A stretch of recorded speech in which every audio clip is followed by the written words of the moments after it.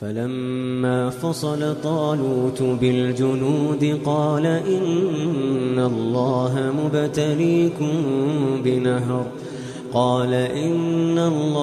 مبتليكم بنهر فمن شرب منه فليس مني ومن لم يطعمه فإنه مني إلا من اغترف غرفة بيده فشربوا منه إلا قليلا منهم.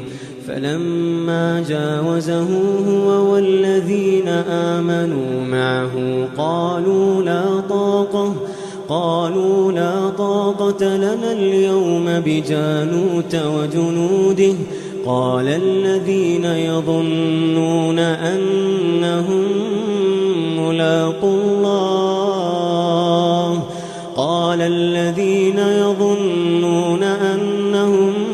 ملاقو الله كم من فئة قليلة غلبت فئة كثيرة بإذن الله والله مع الصابرين. ولما برزوا لجالوت وجنوده قالوا ربنا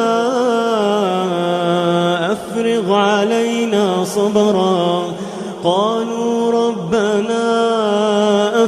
علينا صبرا وثبت أقدامنا وانصرنا على القوم الكافرين. فهزموهم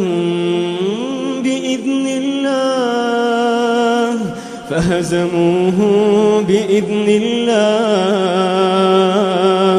وقتل داود جالوت وآتاه الله الملك والحكمة وعلمه مما يشاء. ولولا دفع الله الناس بعضهم ببعض لفسدت الأرض ولكن الله ذو فضل على العالمين. تلك